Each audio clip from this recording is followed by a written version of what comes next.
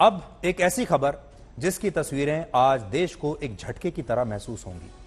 इन तस्वीरों से पता चलता है कि हमारे देश में अवैध माइनिंग के काले कारोबार में कितने बड़े बड़े गुनाह किए जाते हैं।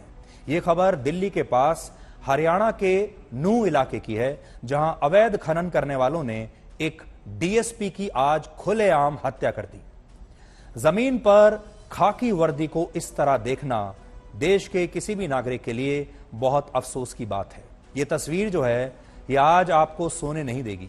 यह एक पुलिस अफसर की हत्या नहीं, एक भरोसे की हत्या है, खाकी वर्दी की शान की हत्या है। प्रशासन को चुनौती है, कानून व्यवस्था के इंतजाम को चुनौती देती है यह वारदात। और डीएसपी सुरेंद्र ने कभी सोचा भी नहीं था कि अवैध खनन रोकने पर, ईमानदारी दिखाने पर उनकी इस तरह अपराधियों द्वारा ही हत्या कर दी जाएगी। और शायद इसी विश्वास के साथ उन्होंने मौके से भाग रहे आरोपियों के डंपर के सामने आकर उस डंपर को रोकने की कोशिश की। उन्हें इस बात का भरोसा रहा होगा कि उनकी खाकी वर्दी को देखकर अपराधी रुक जाएंगे, इतनी हिम्मत नहीं दिखाएंगे कि वो उन्हें कुचल दें। लेकिन अपराधियों की हिम्मत शायद बहुत बढ़ चुकी थी और हत्यारों ने ना तो इस खाकी वर्दी का ख्याल किया और ना ही इंसानियत का ख्याल किया। बड़ा सवाल यह है कि जब बदमाशों, तस्करों और अपराधियों में वर्दी का खौफ खत्म हो जाएगा तो फिर कानून व्यवस्था का क्या होगा।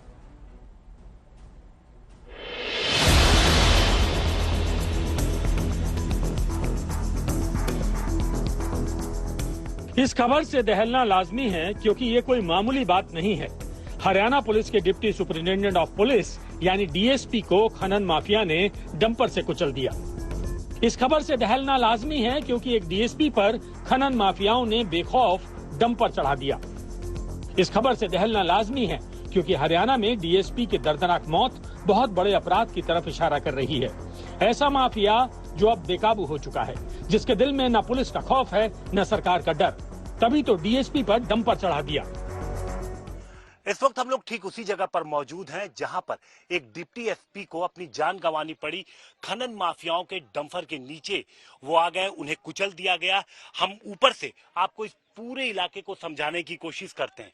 वहां जहां आप नीचे तमाम भीड़ आप लोगों की देख रहे हैं और जहां पर वो आप सड़क पे, जो सड़क जैसी हम कह सकते हैं कि बनाया गया है, जहां पे पत्थर पड़े हैं, वहीं पर डिप्टी एसपी को ट्रक ने कुचला, वहीं पर उनकी जान गई। और उसके बाद उस डंपर ने जो तमाम पत्थर उसने भर रखे थे वो सारा का सारा यहाँ पर गिराते हुए वो डंपर चालक यहाँ से मौके से फरार हो जाता है। फिलहाल पुलिस इसकी तलाश कर रही है, अब तक पुलिस उस तक नहीं पहुंची है। और ये दूसरी तरफ हम यहाँ पे आपको यहाँ की तस्वीरें दिखाते हैं कि किस तरीके से यहाँ पर खनन किया गया है, किस तरीके से आप देखिए तमाम पहाड़ियां आपको यहाँ पर कटी हुई नजर आएंगी। हरियाणा के नूह जिले में डीएसपी सुरेंद्र सिंह खनन माफियाओं पर रेड मारने गए थे, लेकिन बदले में मिली मौत। वारदात के करीब 4 घंटे बाद पुलिस ने आरोपियों की तलाश में आसपास के गांवों को घेर लिया और नूह तावड़ू इलाके के पंचगांव में पुलिस ने एक एनकाउंटर किया, जिसमें डंपर के क्लीनर इकरार को पैर में गोली लगी और इकरार को पुलिस ने गिरफ्तार कर लिया। खबर आ रही है कि पुलिस ने डंपर के ड्राइवर को भी घेर लिया है। दोनों पंचगांव के रहने वाले हैं। किस्म से नॉन परफॉर्मिंग गवर्नमेंट जो है, कानून व्यवस्था इतनी चरमरा गई है, हर आम आदमी अपने आप को असुरक्षित महसूस कर रहा है। कोई विधायकों का और उसका सवाल नहीं है। तो आज ना तो पुलिस सुरक्षित है इस प्रदेश में, ना विधायक सुरक्षित है, तो आम आदमी कैसे सुरक्षित रह सकता है। तो मेरा सरकार से यही है कि जो भी कदम सरकार को तुरंत उठाने चाहिए ताकि कानून व्यवस्था कायम हो और लोगों में एक विश्वास कायम हो। उसके लोगों का विश्वास उठ चुका है। डीएसपी सुरेंद्र सिंह का 3 महीने बाद रिटायरमेंट था। सुरेंद्र सिंह हिसार जिले के आदमपुर के रहने वाले थे। अप्रैल 1994 को हरियाणा पुलिस में एएसआई के पद पर भर्ती हुए थे। हरियाणा सरकार ने डीएसपी सुरेंद्र सिंह के परिवार को 1 करोड़ रुपए मुआवजा और परिवार से एक व्यक्ति को सरकारी नौकरी देने का ऐलान किया है। ये बहुत एक दुर्भाग्यपूर्ण घटना है कि हमारा एक वीर डीएसपी ऑफिसर और खान माफिया के लोगों ने उसके हाथ घटना की, ट्रक चढ़ा दिया, यानी उनकी मृत्यु हो गई है। बहुत ही एक इस घटना की निंदा करता हूँ। और हम लोगों ने विचार किया है कि ये जो खान माफिया के लोग हैं, इनको हर कीमत पर इनको निष्फल किया करेंगे, इनको अपने सारे सिस्टम को मजबूत करके उनको पकड़ेंगे। हम आपको बता दें कि अरावली की पहाड़ियों पर बड़े स्तर पर अवैध खनन किया जा रहा था। प्रशासन ने इस पर रोक लगाने के लिए 3 जून को ही उपमंडल स्तर पर एक स्पेशल टास्क फोर्स का गठन किया था, जिसमें कई विभाग के अधिकारी शामिल थे। डीएसपी सुरेंद्र सिंह बिश्नोई को भी कमान दी गई थी, लेकिन डीएसपी सुरेंद्र ने अवैध खनन को रोकने की कोशिश की तो उन्हें मिली मौत। चंडीगढ़ से सत्येंद्र चौहान के साथ हिमांशु मिश्रा, नूह आज तक। ये एक दिल तोड़ने वाली खबर है, क्योंकि कोई भी खाकी को इस तरह जमीन पर नहीं देखना चाहता, क्योंकि खाकी की वर्दी जब हम देखते हैं तो हमारे अंदर एक सुरक्षा की भावना आती है। और जो लोग हरियाणा की राजनीति से और हरियाणा के इन इलाकों से वाकिफ हैं, वो ये कहते हैं कि ये जो इलाका है पूरा मेवात का या फिर ये जो इलाका है नूह का, इसमें जो माफिया है वो इतना ज्यादा मजबूत है कि यहां पर बहुत सारे इलाके ऐसे हैं जहां पर पुलिस भी जाने से डरती है। ये एक ऐसा इलाका है जो अपने आप में एक अलग देश की तरह चलता है। ये एक ऐसा इलाका है जहां ना पुलिस की चलती है ना प्रशासन की चलती है, और ये बात हरियाणा की सरकार के बहुत खिलाफ जाती है।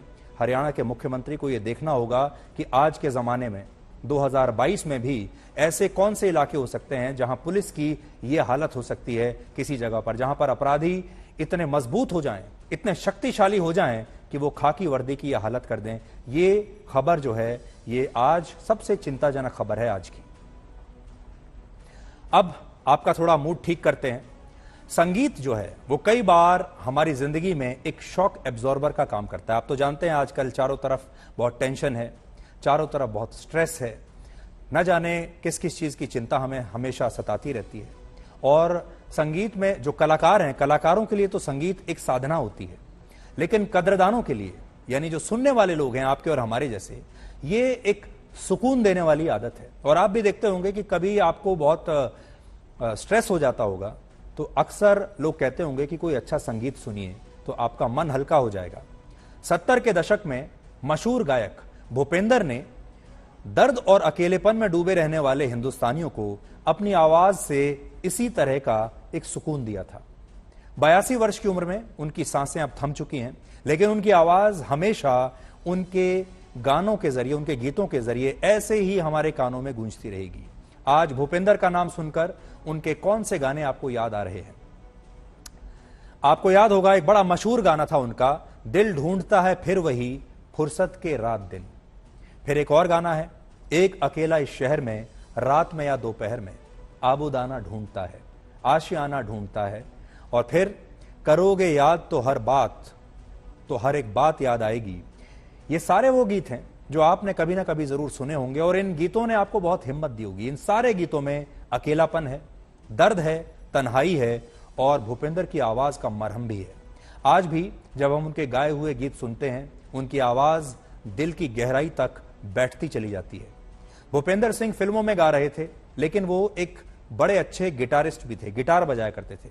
और दिल्ली में तो वो जो है कई बार यहां गिटार बजाते थे, लेकिन तब बॉम्बे में वो हवाईयन गिटार यहां बजाते थे दिल्ली में, लेकिन तब बॉम्बे में स्पेनिश गिटार की ज्यादा मांग थी। सो भूपेंद्र सिंह ने वो भी सीखा और आर.डी. बर्मन के ही एक गाने दम मारो दम में पहला सोलो गिटार उन्होंने ही बजाया था। और फिर तारीफों की बरसात होने लगी। बड़े बड़े अमेरिकन रैप बैंड्स ने उनके इस गिटार सीक्वेंस को लेकर रैप बनाने शुरू कर दिए और भूपेंद्र की आवाज आने वाले कई वर्षों तक लोगों के दिलो दिमाग में ऐसे ही गूंजती रहेगी।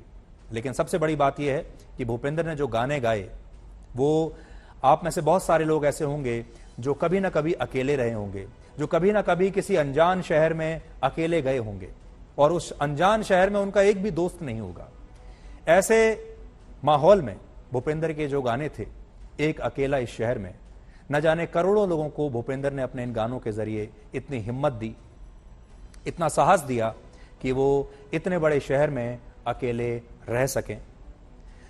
तो इसलिए भूपेंद्र हमेशा हमारे दिलों में खास रहेंगे और उनकी एक खास जगह हमेशा रहेगी।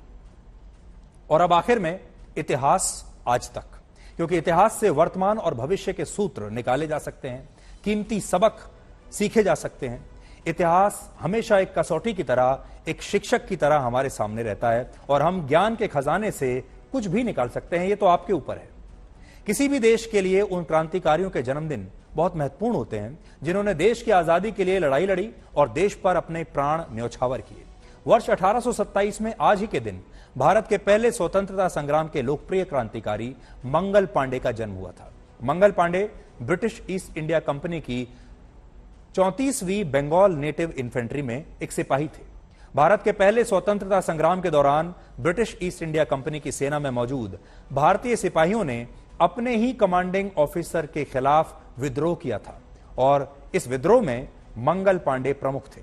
इसके बाद भारत के कई हिस्सों में अंग्रेजों के खिलाफ विद्रोह की आग फैलने लगी और इस विद्रोह की वजह से बाद में मंगल पांडे पर मुकदमा चला और फिर उन्हें फांसी दे दी गई।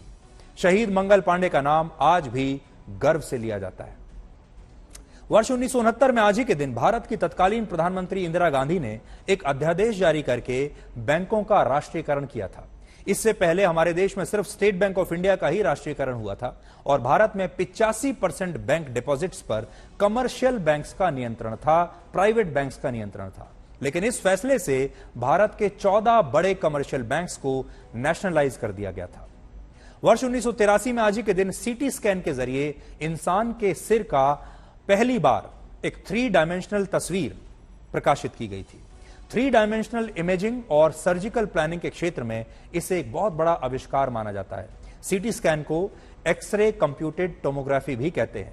ट्यूमर्स और हेमरेज के बारे में पता लगाने के लिए अक्सर सिर का सीटी स्कैन किया जाता है। आप में से भी बहुत सारे लोगों ने अपना सीटी स्कैन कभी ना कभी करवाया होगा और जिन्होंने नहीं करवाया, हम ये कहेंगे कि भगवान ना करे आपको जरूरत पड़े। और ब्लैक एंड व्हाइट के आखिर में आपके लिए मंगल पांडे का एक शानदार कथन। आजादी के लिए हमारी लड़ाई एक चिंगारी है जो भविष्य में विकराल रूप ले लेगी। मंगल पांडे में देश के लिए लड़ने का जज्बा था और उन्हें विश्वास था कि अगर वो अपने हिस्से का बलिदान देंगे तो देशभक्ति की लहर चलने लगेगी। ये देश प्रेम का एक अमर सूत्र है। तो आज के लिए ब्लैक एंड व्हाइट में इतना ही। अब आपसे हमारी अगली मुलाकात कल रात 9 बजे होगी। तब तक आप खुश रहिए, सुरक्षित रहिए, स्वस्थ रहिए। नमस्कार।